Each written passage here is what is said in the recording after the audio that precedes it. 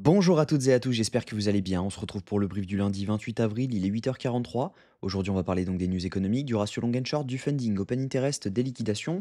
On regardera ce que font les whales en finissant par l'analyse technique de Bitcoin. Mais avant ça, on va regarder donc ce qui s'est passé ce week-end. Donc, j'ai pas fait de vidéo hier, tout simplement parce que j'avais un live qui a duré environ 2 heures sur la nouvelle stratégie que j'ai expliquée, qui marche vraiment bien. Donc, plus 50% en 3 jours sur le portefeuille, donc le petit portefeuille de test actuellement. Donc, vraiment intéressant. Je vous avais dit que, potentiellement, on allait venir chercher donc cette zone d'order block qui était juste ici. Donc si jamais on se met en H4, je vous avais dit hier qu'il était enfin samedi, je vous avais dit on était par là.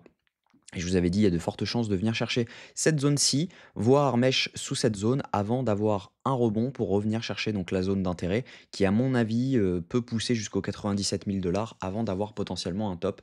Donc actuellement, voilà, on est sur le plan qui se passe plutôt bien. Je pense que voilà, on va pouvoir prioriser du long aujourd'hui pour venir chercher potentiellement les 97 000 dollars. Minimum, on viendra, je pense, chercher les 95 900, mais on va voir avec les datas, etc. Donc techniquement, pour le moment, c'est plutôt bull. On n'est pas non plus sur quelque chose qui a besoin d'être retracé, etc. dans les faits tout de suite. Je pense qu'on va avoir ce retracement, mais je pense que voilà, on peut aller un peu plus haut. Au niveau news économique, cette semaine, on va avoir quand même pas mal de mouvements. Je vais juste mettre le filtre pour avoir les grosses news.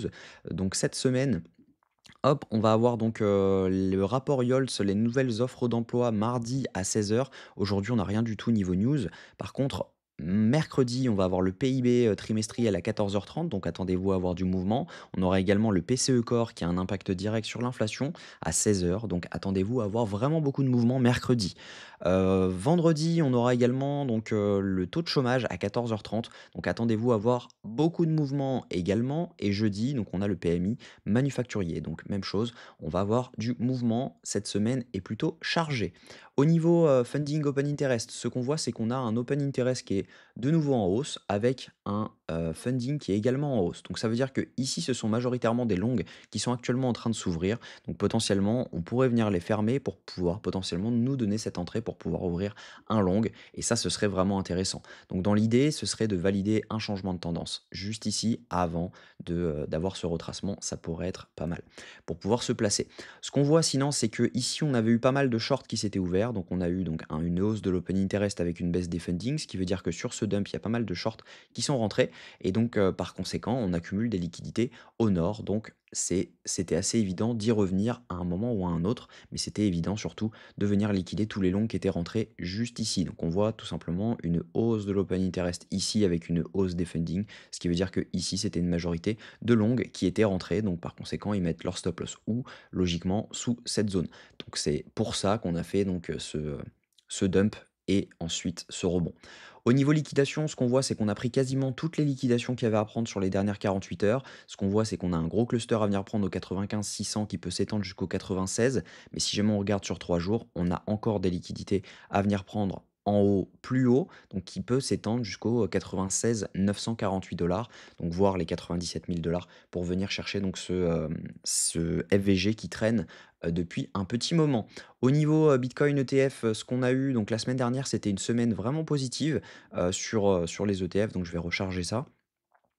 Pour voir, tout simplement les ETF, les volumes, vous allez dans Flow USDT sur, CoinGlass, /Bitcoin-ETF et vous verrez donc directement le volume en Bitcoin ici et le volume en USD juste ici. Donc on était sur une semaine vraiment positive. On est sur près de 3 milliards de dollars d'achats positifs, donc plutôt intéressant. Au niveau de ce que font les whales actuellement sont en train d'accumuler ce mouvement juste ici, les micro whales également, tandis que les retails, eux, sont en train de le vendre. Donc ça, c'est vraiment intéressant parce que souvent quand on a ces moves là, on continue à pump et les retails se font avoir. Donc, à mon avis, voilà, techniquement, là je suis en H4, on a eu donc notre prise de liquidité qui a été faite ici. Je pense qu'on peut venir aisément chercher cette zone-ci. Maintenant, on va passer en low time frame pour savoir si jamais on peut avoir potentiellement une entrée. En H1, donc on est venu chercher donc la zone ETE de ce mouvement-ci, hein. On a retracé dans la zone ETE pour pouvoir potentiellement avoir un mouvement un peu plus intense à venir. Et donc par conséquent, logiquement, on devrait donc valider un changement de tendance juste ici, ça serait vraiment intéressant pour ensuite avoir un retracement et derrière pouvoir se replacer à la hausse. Si jamais on n'avait pas ce retracement, il faut se placer en M15, on va simplement se mettre notre indicateur pour savoir est-ce qu'on a une potentielle prise de FVG sur laquelle on pourrait rentrer. Donc tout simplement, s'il veut bien charger, On va, regarder ça ensemble. Donc on a, donc ce FVG et également ce BPR qu'on a cassé à la hausse, donc ça c'est vraiment intéressant. On a, également donc un FVG juste ici, un FVG juste ici, donc logiquement on pourrait revenir chercher ces zones. Ça serait une zone potentielle intéressante pour pouvoir ouvrir du long. Donc actuellement, si jamais on revient, je ne pense pas que ce soit la zone ETE sur celui-ci. Je pense qu'on pourrait front run la zone ETE, dump dans les 93 600 avant d'avoir potentiellement un rebond. Ce qui serait intéressant, c'est d'avoir un pump encore juste ici où on vient combler ce FVG juste ici et derrière on valide donc notre changement de tendance juste là et derrière on peut repartir donc à la baisse pour ensuite pouvoir valider notre mouvement haussier. Et ça pourrait être vraiment un mouvement intéressant. En tout cas, voilà, j'espère que cette vidéo vous a plu. Moi, je reste plutôt sur du pump aujourd'hui. Donc, l'idée est de venir chercher les 97 000 dollars. Si on regarde en H4, ce FVG, il est juste ici.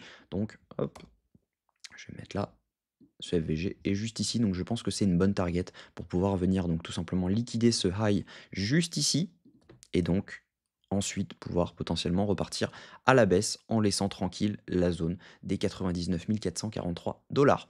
Donc voilà, voilà le plan. J'espère que ça vous a plu. Si c'est le cas, je vous invite à vous abonner, à liker cette vidéo et à commenter ce que vous en pensez parce que ça m'intéresse. Je vous souhaite une très bonne journée. On se retrouve demain à la même heure. Prenez soin de vous.